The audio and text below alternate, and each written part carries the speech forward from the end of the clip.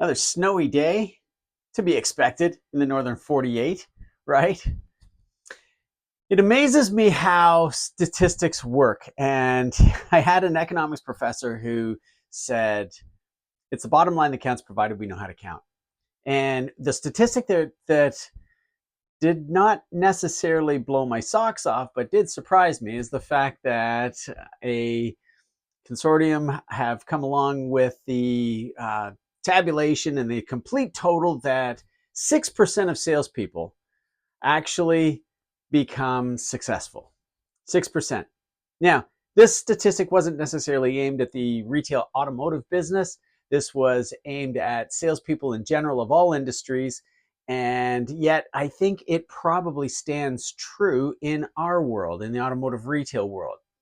The reason why it is surprising and catches me a little bit off guard, and that's why I kind of struggle for my words for a second there, is that the staggering corollary of that 6% number is 94% of salespeople are not successful or don't make it or decide to do something else and something different. And I find that is really quite unfortunate, especially within the retail automobile industry.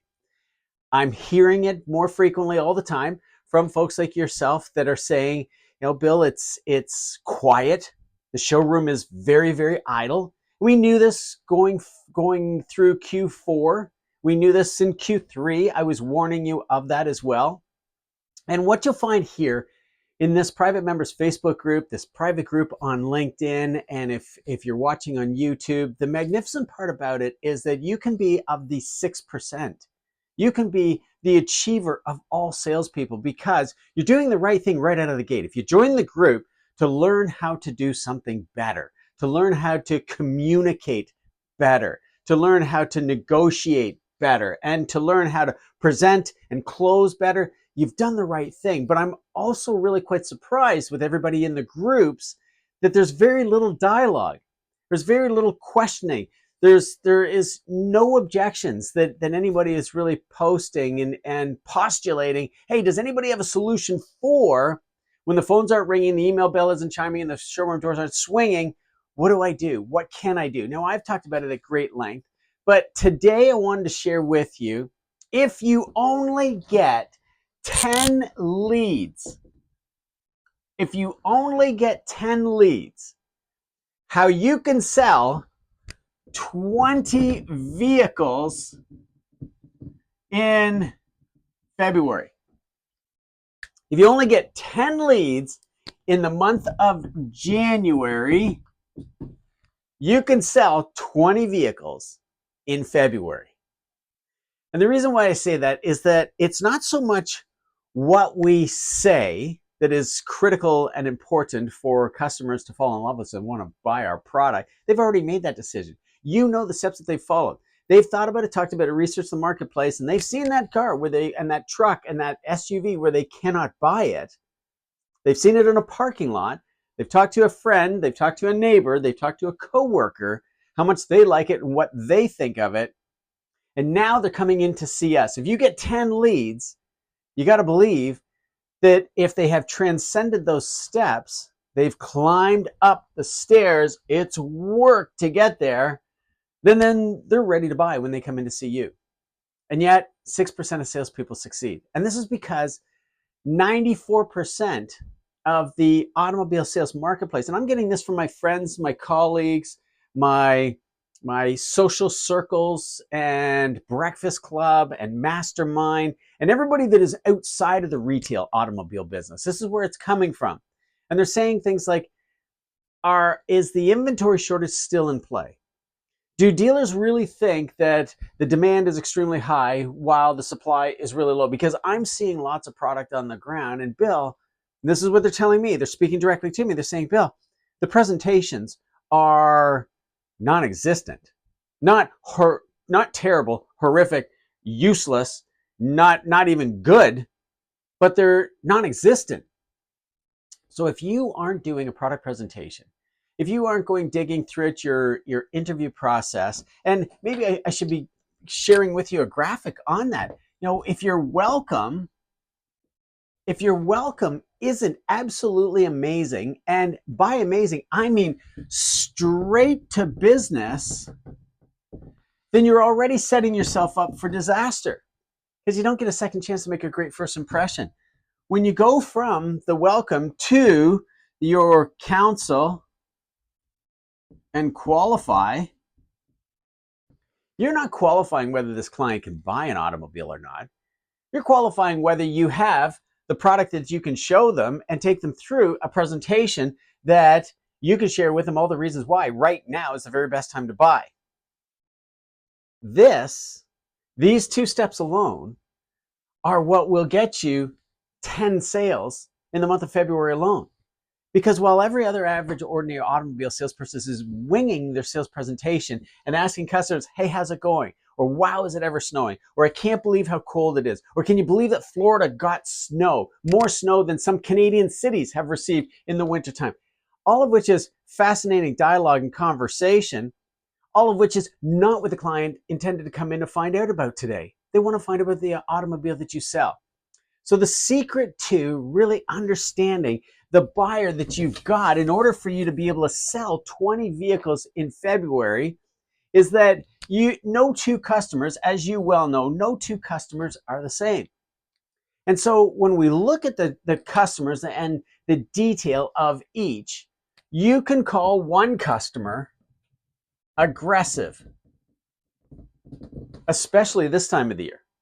They can be very aggressive. They can have no time. They can only want your best price. They only want a monthly payment.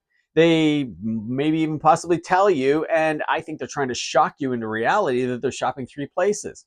And they're going to shop until they drop, till they get the very best deal. And yes, $100 will make a difference. $5 off a bi-weekly is going to win the deal. So if you can give me your very best price, and make sure it's your very best price, because I'm only coming back if nobody else can match or beat it. This is what you would probably label as an aggressive customer. In my opinion, it's a frustrated customer, right? They have been in the marketplace. They're looking for a salesperson they know, like, and trust, and they're not getting that. They're getting people who want to talk about the weather, talk about politics, talk about whatever is trending in the news, possibly talk about the newest, latest, and greatest product offering that you have coming down the pipe that you don't even have, that you may not have anytime soon, or that you have brand new product on the ground. And like my good friend Glenn just purchased a new electric automobile from a dealer locally that Glenn asked me for my opinion of that dealer. And I said, yeah, I think they're a good dealer. I think you'll be treated well. And then he comes back and tells me, the product presentation was non-existent. The delivery was worse. The guy flat out admitted this is the first electric that they've sold. Secondly, he knew nothing about it, because thirdly, he was new.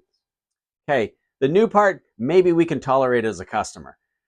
But as a salesperson, if you've been on the showroom floor for a day, if you've spent 6 to 8 hours on the showroom floor and you still don't know anything about the most trending automobile that is out there, being any electrification strategy of any kind, be it hybrid or fully electric, then I really think whoever is leading and guiding you towards maybe figuring out how our CRM system works, or getting yourself logged into the manufacturer's training portal so that you can get going on your training certification, it's really quite simple. If you look at the marketplace and see the desirability factor, Tesla being one of the most popular and largest automobile manufacturers in the world, that's got to stand to reason for you that you should know immediately, very quickly, what electrification means within your product lineup. Because if Tesla is one of the biggest or the largest, then that is what customers are looking for and wanting to buy. So if they're not going to buy a Tesla and they're coming into your brand, you really better know lots about it. Anyhow, no two customers are the same. So the good news is that you're going to meet someone that is talkative. And these individuals are maybe not going to be really fun to deal with. Maybe they're going to share with you that they don't believe in electrification, that they have all the statistics, they've watched the YouTube videos, they've read the news. Maybe they're an engineer. Maybe they're a civil engineer and they know full well that we don't have a grid that will be able to support the demand of a significant output of electric vehicles, even though when we walk into our houses and we turn the light on in the evening and the light turns on, we think there's just this unlimited source of power that is available for us to be able to plug all these vehicles in. This talkative individual may not agree with that. They may factually know that we aren't capable of doing that. And so, as opposed to you having this equitable, fun, enjoyable relationship, you elect to dextify. And dextify, albeit is not a word whatsoever at all, dextify is where we defend, explain, and justify our position. Now, you've got to say to yourself, before you decide to defend the electrification position within your brand, or that you're going to explain to this individual how our electric grid is growing and going to be able to accommodate the demand of electric vehicles, and if you feel that you have solid ground under which to stand on to make that presentation and effectively win that debate, that's an argument, now isn't it? Do you think this individual is really going to buy? Do you really think that you're going to sell one of these 10 leads when you're dextifying, defending, explaining, and justifying the style of vehicle, the engine-powered vehicle that the client wants to go with? Some people are just going to really like the ICE engine and believe that the ICE engine is the most rational, reasonable way for us to have personal transportation. That's really what we're talking about here. At the end of the day, we don't want to lose sight about what our job is, and that is to help the individual make the decision that they want to make just by their presence on the phone, emailing, or standing in front of us in the showroom should speak volumes about exactly what they want to go with. And of course, I'm not even touching on the repeat referral network and your service department upgrades. Those individuals want your brand instantly and immediately. What I want to share with you is that even though you get that talkative type of buyer who appears to be combative and disruptive and wants to debate the fact that we can't handle electric cars and there's no justification and reasonable rationalization that we should have to switch over, and I really hate the fact that the government is forcing me in order to do so, move towards electrification, why don't we just go in the direction of what they want to talk about? Why can't we mirror and match their behavior, and as opposed to debating, dextifying, we just agree with them? Yeah, I agree with you. You may not.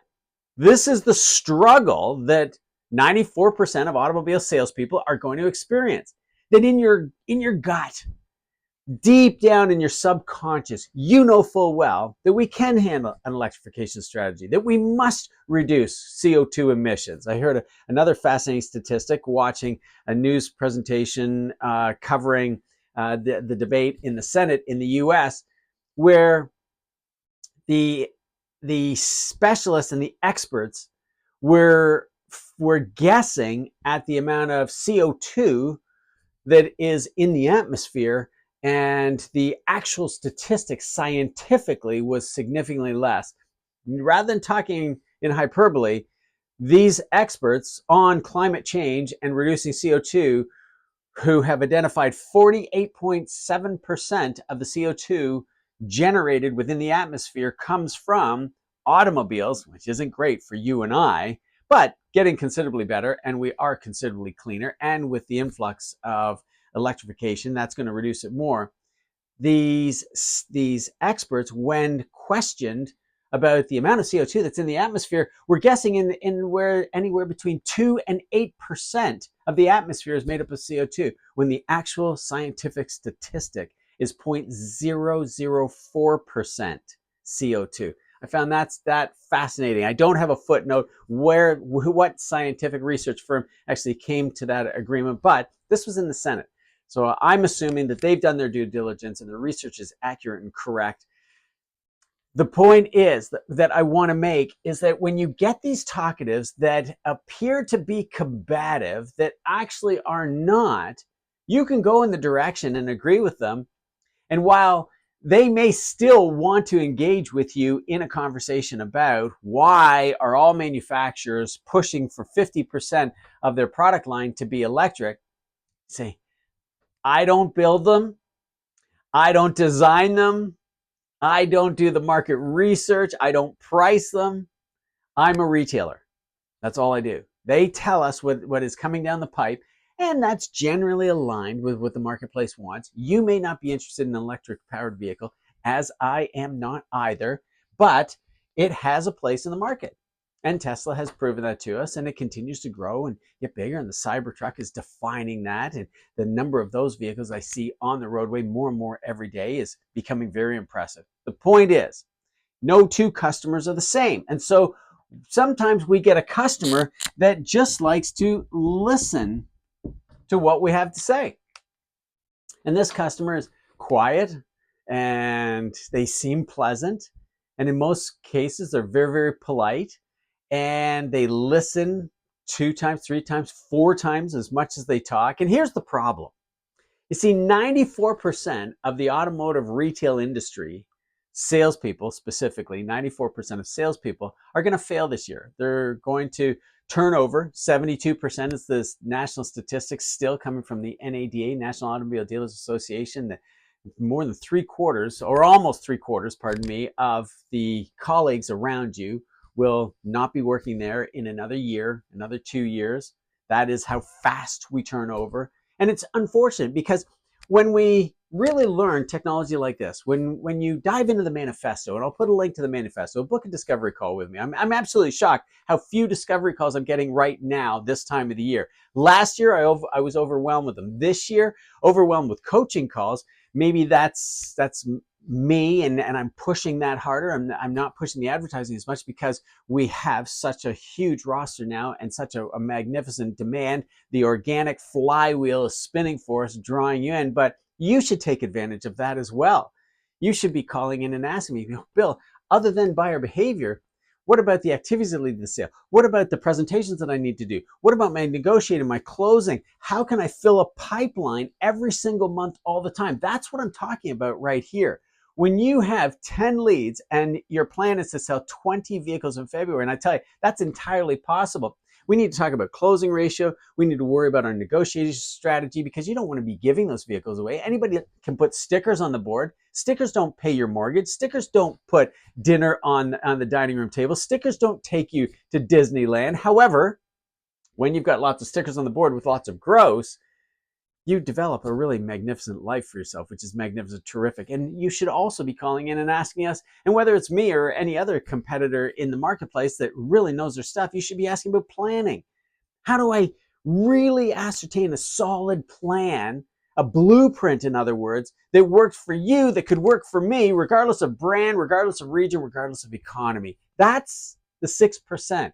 And I'm really quite shocked that I'm not fielding a whole lot more calls. And check my bio. You can get my telephone number right there. Go ahead and try to call me. If I can pick up, I definitely will. Right now, I'm using my telephone as the live version for YouTube, so I wouldn't be able to pick up the call. But you can schedule a call with me by clicking on the link, picking the day, picking the time that you want to conscientiously really change things this year. For a small investment, less than $3,000, you get lifetime access to the program. And I don't normally say that. I don't normally blurt that out because I know that's going to be a shock to you. But to call me is free. To book a call with me, to get a discovery session, and I can tell you instantly right now, today, what you can do to sell 20 vehicles from now to the end of February. And it's especially a wonderful time of the year because it is car show time. If your car show has come and gone in your particular region and marketplace, then you've got a ton of buzz and people that are excited and thinking about the springtime is a good time to purchase an automobile. All we need to do is accelerate that decision. Bring it up forward right now where you've got the time to spend with them. If your car show has not happened, and I mean on an international scale, a big one, we've got our big Toronto International Automobile Show coming, which a lot of people come up from New York in order to go and see that as well. That is a phenomenal time where 30,000, 40,000 people can comfortably, under a rooftop, get in and out of the automobiles and speak to some of the presenters, which in many cases are automobile salespeople, which really know the product inside and out. The beauty of the auto show, in most cases, at most auto shows, is that you cannot purchase an automobile. So the spouse is going to let you go. Now, The reason why these behaviors are so important for you to understand and get is that the auto show patron is the enthusiast.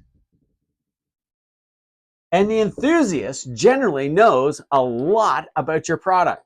And so consequently, you get frustrated, let me get out of the way there, with enthusiasts, buyers, because, well, they may know more than you do. And so that compromises your integrity, so to speak. That makes you question whether you can answer any question that they may postulate. Turning radius, horsepower, torque, towing capacity, range, time to charge to 80% or 100%, fuel economy, options, features, accessories. When we don't know, we get a little bit frustrated.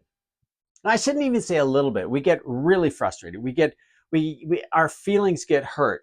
And consequently, what 96% of salespeople do is push that customer away rather than drawing them to you. And you've already accomplished that. When they go to the auto show, when they call in, when they email in, when they walk into the showroom, you've drawn them to you. Your marketing and advertising, whatever it is, whatever you're doing, if you have a really conscientious, robust social media presence, good for you. If you don't and you're working at it, book a discovery call with me. I'm happy to share with you how to get started. What are the little tiny details that you must do immediately first thing so that when somebody sees your profile, when somebody hops on your page, when someone does a search within the app, which is becoming more popular, and this was the trend last year at this point in time last year, that search on apps within the apps, TikTok, Instagram, Facebook, YouTube, is more popular than general search of the internet with Google, Yahoo, Excite, and the list goes on and on of search engines. What happens with the enthusiasts is that you push them away.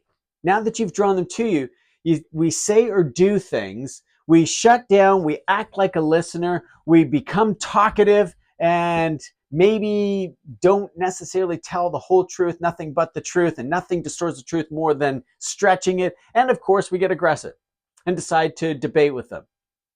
It's natural. Don't worry about it. What really fascinates me is that there are two behavioral characteristics that all four of these buying behaviors share. And nobody talks about this.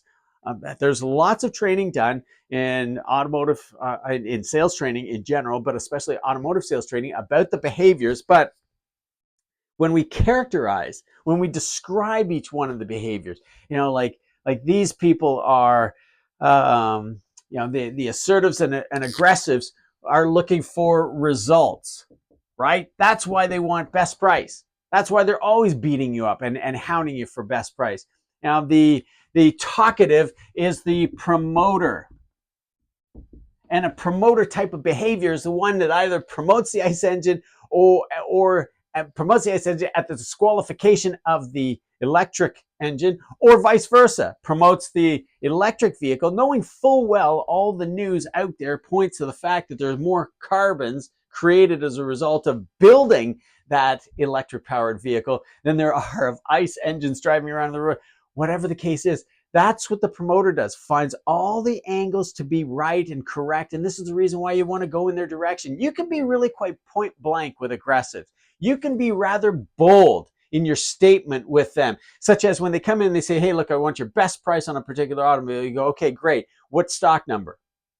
They go, what do you mean, what stock number? I have no idea. What is a stock number? What are you talking about? And say, okay, well, unless you want a best price on a vehicle that we don't even have and cannot get, which would be completely useless to you, then I need to know which vehicle right now on the lot that is actually here and available that I can offer you that best price on. You can be very bold with them and they'll appreciate you for it. This is the reason why you want to study the behaviors and the characteristics of no two customers are the same.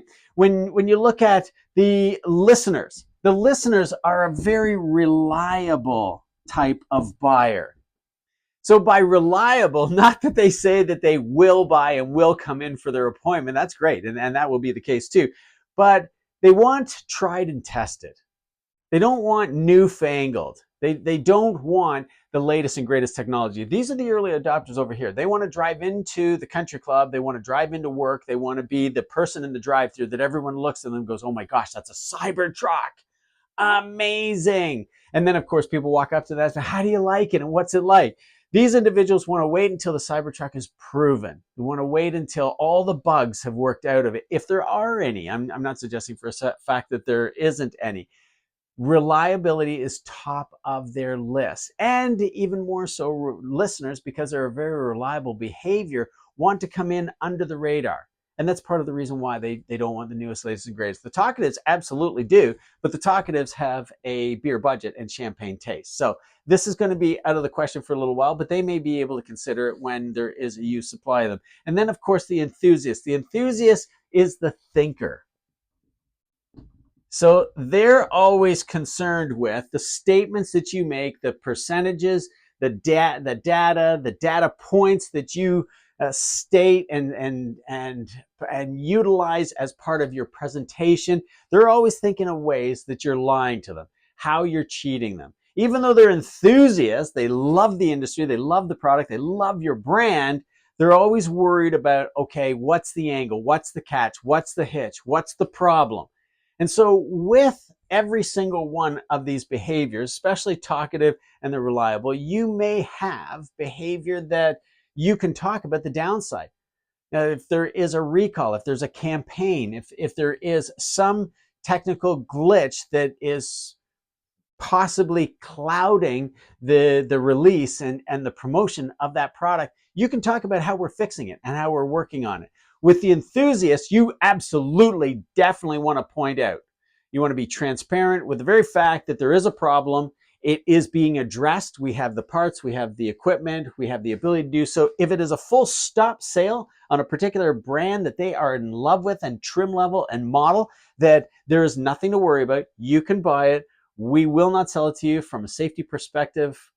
And once we get the parts in, we'll get them on it. You'll be the first one to be able to drive away and own it, knowing full well everything is okay, and furthermore covered by an extended warranty for that particular issue. This is about the only behavior that I would not recommend that you share those details with, because you're talking too much at that point. These aggressive type of buyers, they want you to be brief and to the point. The talkatives, well, they're going to talk your ear off anyhow, and you're going to have to harness and direct and guide them and maintain the focus on the vehicle that they would like to buy. The reliables, you're going to have to get them opening up, asking those open-ended questions, get them talking. And the enthusiasts, you don't want to postulate something that you aren't absolutely 100% certain and confident of, and there is no reason why you can't find the information at your fingertips, on your handy, or at the very least within the manufacturer's intranet. And you just develop so much more confidence with your client when you say, I know exactly where to find that information. Now, I said there are two behavioral characteristics that all four share. Two behavioral characteristics. The behavioral characteristics are really quite neat. Aggressives are an achiever type behavior. They're winners. They like to be number one. They like to be recognized for what they know as an authoritarian. In their opinion, winning is the most money made, expensive, exclusive. Their jewelry, their clothing, the vehicle they're driving will speak to that very topic as well. Interestingly enough, aggressives share this achiever behavior with listeners. And that achiever behavior is difficult to spot with listeners, because listeners can be that .com or that marketing and advertising agency that has possibly bricks and mortar, but even more importantly, maybe a very flexible work schedule and arrangement that is totally virtual. Maybe they work from an airplane, they work from a boat, they work from their van, they work in this city and then vacation in another city for 3, 4, 6 months, or another country, and they're achiever driven exactly the same as aggressives. However, because the listener does so much less talking than the aggressive, it's very hard to recognize the behavior that is exhibited within the listener, and the listener is typically a socially conscious buyer.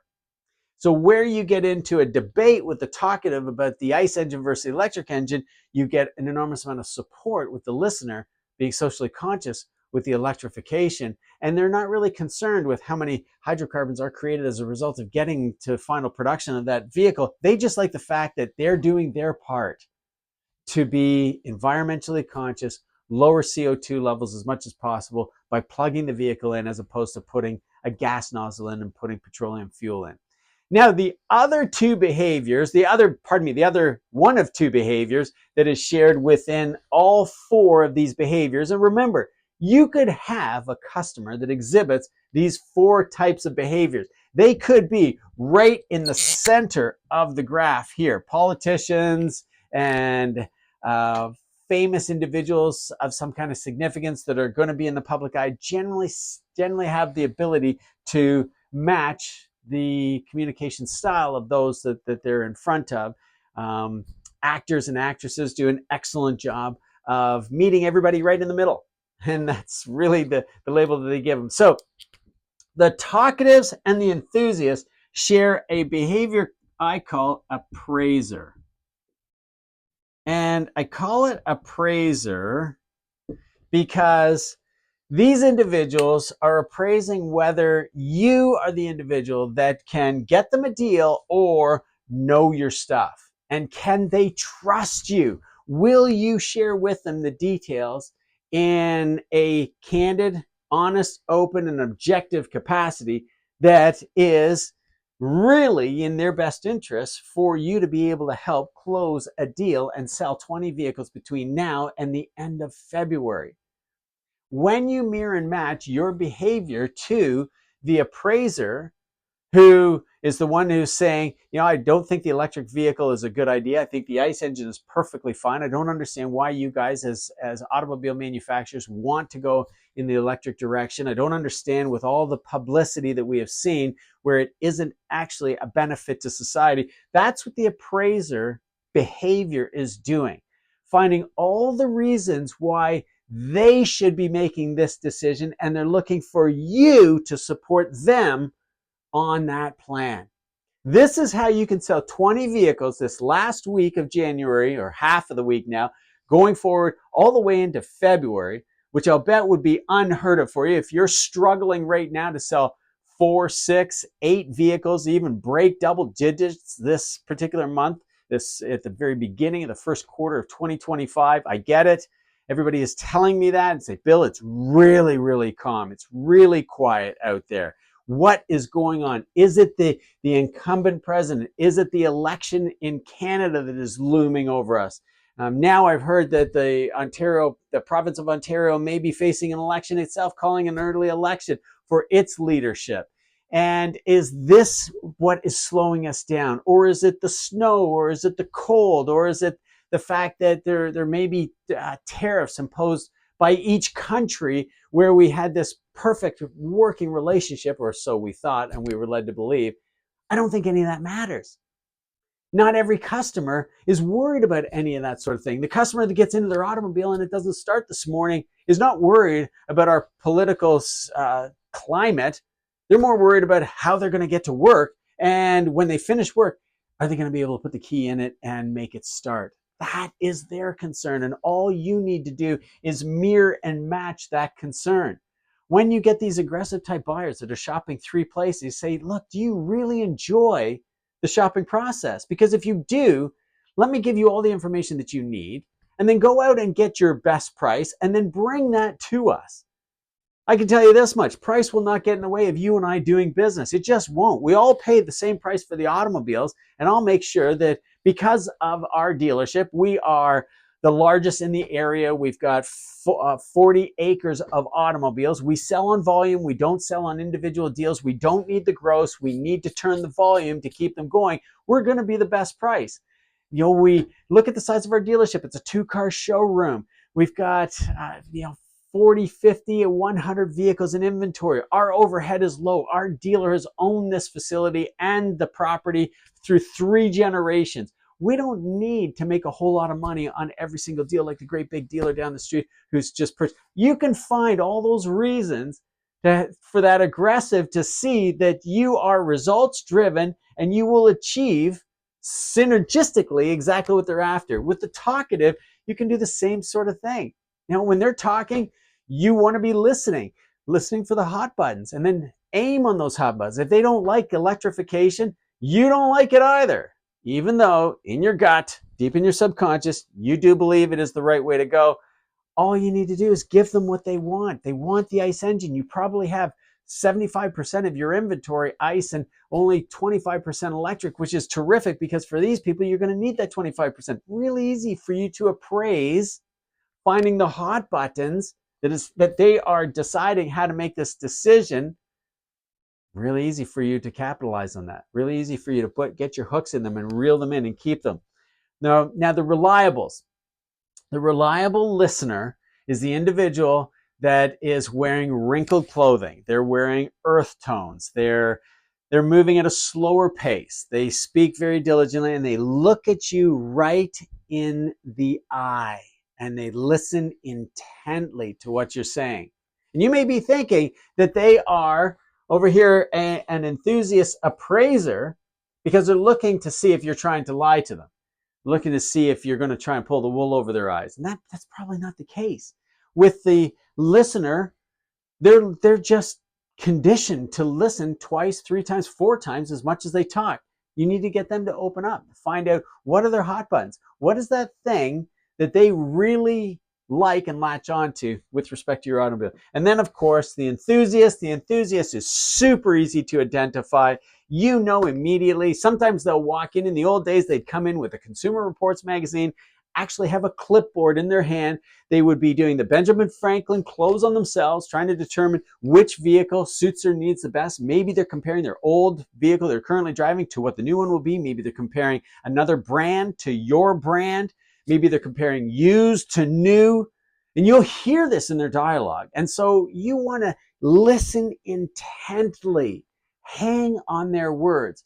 The enthusiast moves at a little bit slower pace. Now, what you're going to find as well with the enthusiasts and the aggressives, they're going to be a little bit more discerning. You're going to see the appraiser coming out in them. You're going to see the achiever being leveraged as their ability to negotiate better than anybody else and want to take advantage of you. So they're going to be a little bit more standoffish. They're going to be a little bit more combative with you. With the talkatives and the listeners, well, we can misinterpret a listener's politeness for being interested in what we have to say. And with a talkative, they're just going on a great length, and they've got the gift of the gab, and you're having a fantastic conversation. And don't do this ever. Don't engage in politics with the talkative. Don't engage in any kind of conversation that talks about religion. If religion is a trend in your particular marketplace, and that could be regional, that doesn't have to be national. And don't ever engage in any kind of conversation that has anything to do with sexual orientation, the woke culture, and all the rest of it. That is a recipe for disaster. Not to mention, even if you are an expert on any one of those things, they may not agree with you. And this is how you compromise your deals. This is why you don't sell 20 vehicles between now and the end of February, because you're not mirror and matching them. You're not being the kind of person that they are appraising as a really great salesperson, listening to my needs and wants and helping me make the decision that I want to make. My name is Bill Harvey with the Auto Dealership Academy and the Auto Sales Academy on Facebook. Thank you so much for joining me. Gang, get engaged. I love the fact that you're watching the videos. I see the impressions. I watch the analytics. I see how long you watch the videos for. We're growing like crazy on YouTube. I'm super excited about that. And we finally crested the 2,000 subscriber mark. We're over 4,000 hours of watch time. The podcast with Jen Scherters is fantastic. Over 2,600 people have watched that. It is wonderful. If you haven't seen it, please go to the Auto Dealership Academy YouTube channel. Subscribe, like, post a comment. Just wow, cool, good for you, neat, amazing. Do this on Facebook, do this on LinkedIn. Get engaged. I'm here for one purpose, to help you reach your maximum potential. I know this stuff. I know this stuff inside and out. This is exactly what rescued my career. This is exactly what took me from selling no vehicles 1 month to being top salesperson in 60 days, and then eventually got me my Chrysler franchise, which when I sold that franchise to get a bigger one, I found myself prematurely retired. I found the opportunity to work for Mercedes-Benz. I went backwards. I didn't come out of university and go directly to the OEM. I went directly to retail, got my store. It's not that I didn't like having the retail facility. I love it. I'm still a registered dealer to this day. I'm an independent registered dealer. I try and test all of this material out there on the showroom floor. I'm just shocked. I'm really quite surprised that more of you aren't reaching out. It doesn't cost you anything at all, and I'm happy to chat with you.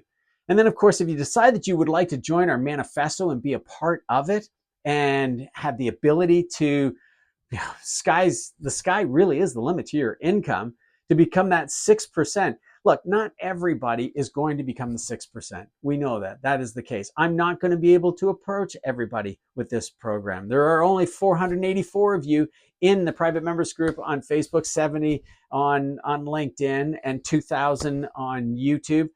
We're not talking about 200,000. We're not talking about 2 million. I'm not trying to be an influencer on any of these platforms. I just want to help you achieve your maximum potential. Will it cost you some money? Absolutely. It's the best investment that you will make in yourself. It was a hard-fought decision that I made years ago for myself when I decided to do it.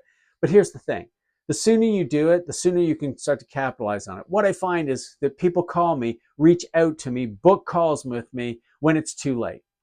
When they're at the end of their rope, they know that they must leave the job that they currently have because they can't make ends meet. They need to go out and find an hourly salary job, and that's really quite unfortunate. Don't do it then. Sell what you've got now. If you've got a snowmobile, sell it. Motorcycle, sell it. Boat, sell it. Car, if you can get a demo, sell that. Sell your couch. Ask your mom and dad to borrow the money. Come on in, get the manifesto, get the skills, the tactics, the strategy in order for you to be able to sell 20 cars between now and the end of February. I warranty it. If you don't do so, I will hold your hand all the way through it until you actually do. It's a magnificent time. 2025 is going to be a winner and a loser year. It's going to be a winner's or a loser's year. You want to be on the winning side of that equation.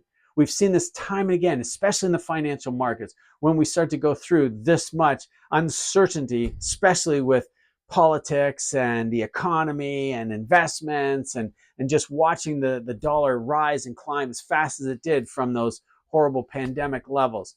Now is the time for you to really capitalize on reaching your maximum potential. And I don't just mean selling 20 vehicles between now and the end of February. I mean all of it. Making more money, investing that money, creating a future for yourself, creating a legacy for yourself, where you become part of the 6%. That's who I want to talk to. The strugglers that are going to quit and move on, so be it. If that is you and you're at that point right now, sooner than later, go and find that hourly salary job that'll give you some safety and security. But remember, your income is capped. If you're not in that position, and you do have some free capital to invest in yourself, it's generally a tax deduction as well, which is a good time of the year in order for you to have a look at that. Reach out to me. I'll put a link in the comments, and always happy to talk to you about the manifesto, the industry, give you some tactics, some real workable tactics you can leverage right now. Again, my name is Bill Harvey with the Auto Sales Academy on Facebook, the Auto Dealership Academy on LinkedIn, and on YouTube. Thanks so much for joining me. Next week, we'll be talking about the activities that lead to the sale, how you can leverage activities to quickly and efficiently sell one-to-one. That's closing every single person that you meet. And that's really easy to do because number one, you got to believe that every shopper is a buyer.